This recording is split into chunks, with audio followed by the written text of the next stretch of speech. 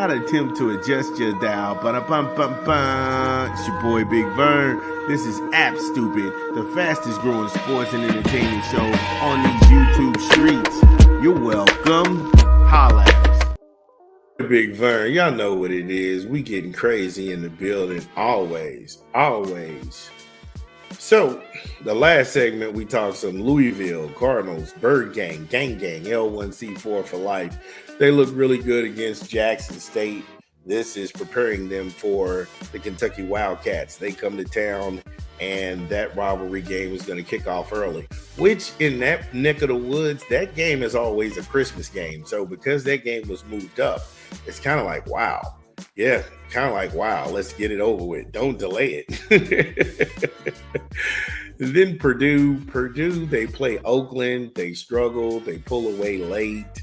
I don't really think Purdue is going to make it past the field of 32 and March Madness. I don't think that Purdue is even going to be a runner-up in the Big Ten. I think that Michigan can beat them. Michigan, Dusty May, he'll beat them again. Illinois will beat them.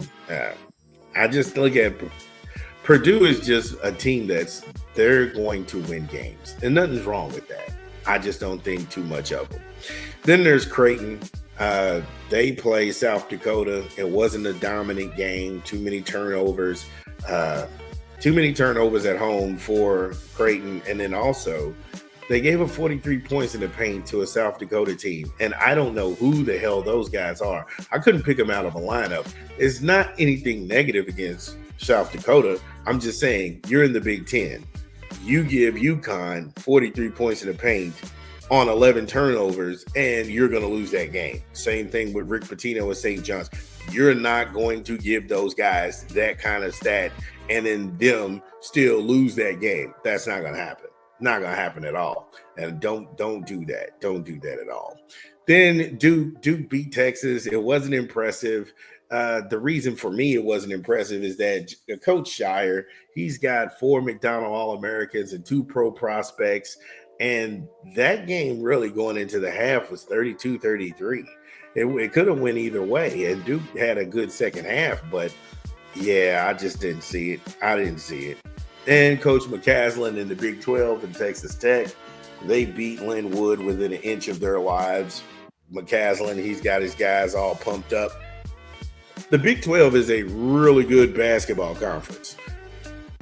It's a really good basketball conference. We can't wait to see how that thing shakes out and breaks down. And then the opening segment was Indiana, the remix. How did they look opening night with Coach DeVries? Oh my God. You see, I told you it was a huge show. The recap took 3 minutes. My God. Florida, after the opening loss to Arizona, the Gators and Coach Golden, they looked to get right back into the winning column, and that's what they did against North Florida.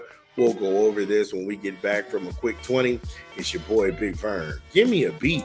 What up? It's your boy, Big Vern, coming to you live from the App Stupid Studios. Y'all know what we do. We pushing a new rap album this month. ASAP Rock. I heard it's a mess there, too. In stores now. Get it where you legally consume music, whether it be Apple Music, Google Play, or Spotify. My personal favorites on the track is Full House Pinball, Bag Lunch. Bag Lunch is crazy. Who did that track? Spin the Wind, Oh My Stars, Potato Leek Soup. Oh man. And then Sherbert. Who did that track? Whoever did Sherbert is nasty. I'm talking about the Boom Boom Pat. Wow. Yo, ASAP Rock. I heard it's a mess there too. In stores now. Shout out to ASAP Rock. Make sure you go pick it up. When we last left off, we were talking about Florida getting back into the win column with Coach Golden, and they played North Florida, and they needed this win to get the confidence back, to really kind of get that slap in the face and like, wake up. You're the reigning and defending NCAA champions, and you're going to be that. That's the moniker. You're going to get everybody's best coming out. And there's nothing wrong with that. Guys know who they are. Guys know what their roles are. Florida was shooting 49% from the field. They were shooting 18% from downtown. They were shooting 64% from the free throw line. All of those numbers are horrible.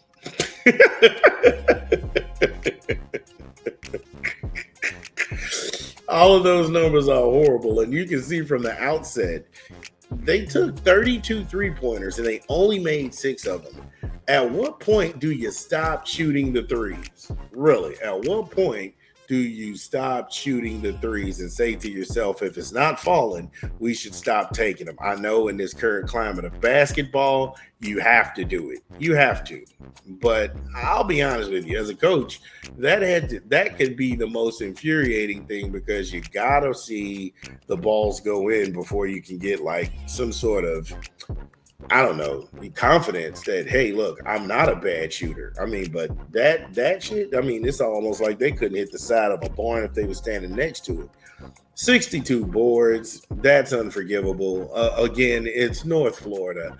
They needed the money. It's an in-state check. You get to see some hot chicks and get your head kicked in. Okay, back to business. 21 dishes around the perimeter, 6 blocks, 9 swipes, 14 turnovers. That's gotta stop. That's gotta stop. I think they had just as many turnovers in the Arizona game. Again, it would be one thing if this was opening night jitters. This is their second game, and at 1-1, and we're not as efficient offensively as we were last year. We've got to change some things. We've got to change our identity. I don't think Golden's going to do that, but I have to say, if that's not going to happen, you have to increase your ball security. You have to increase taking care of the rock, because again, 14 points is unforgivable. 66 points in the paint. Yeah, Florida, you're going to get that. You play two and 3 7-footers at the same time. You got stretch guys. You got long guys, pause. Guys that get out there and transition, and not only do they clog up the passing lanes, but they block really well around the rim. I mean, it is what it is. But again, not going to complain when there's guys out there like Mr. Alex Condon, and he's out there going for 25 points on 8 of 12 shooting from the field. He didn't get anything from downtown, having 2 looks at it. He was 9 of 10 from the charity stripe, 10 boards, 4 dishes, 2 swipes, and 3 blocks. He had himself a game. He had himself a game. But when you look at Florida, and they were able to get 30-something points from their bench, that made the difference. And them being that deep in the SEC, that can only produce more and more wins for the Gators. Because if you're deeper than Alabama, if you're deeper than Georgia, if you're deeper than Kentucky, if you're deeper than Tennessee, these teams, you have more bodies, and you have bodies that can come off the bench and give you huge production. Micah Handgloten, that guy came off the bench and gave Coach Golden 17 points. Yeah, 17 points. And again, when you look at it, that kind of production, then you can have poor shooting nights because you have all of the bodies. You know, you got all of the bodies that's out there. But again, Florida is spreading the minutes around. When you go ahead and give, because Hunter Golden only had 19 minutes in the game, the lion's share of the minutes went to the starting 5. And Coach Golden, he's running he's running a traditional set. But Condon's listed as a forward, so he's a point forward kind of deal when he's out there. But again, I just don't see where Florida has any downside to what they want to do in the SEC. because they're going to be better than Texas. They're better than Texas A&M. They're better than Mississippi. They're better than Ole Miss. They're better than Georgia. I mean, by default, they're a top 5 SEC team. You get where I'm going with this. They're a top 5 SEC team. But beyond that, I don't think that he has the. I want to say I don't think he has the weaponry he had last year, and how dangerous Florida was last year. They're not as dangerous this year, and they can be beat. They can be beat. However, not going to go ahead and belabor the point. I thought it was a solid win. Way to get back in the winning column. Also, way to get some wins under your feet. Gator fan, Gainesville, get in the comments. Let me know what you think. It's your boy, Big Vern. Again, if you are listening to this pod, get in the comments. Let us know, did we get it right? What did we leave out? This is Big Vern. We talk back. We'll be back. We'll be back.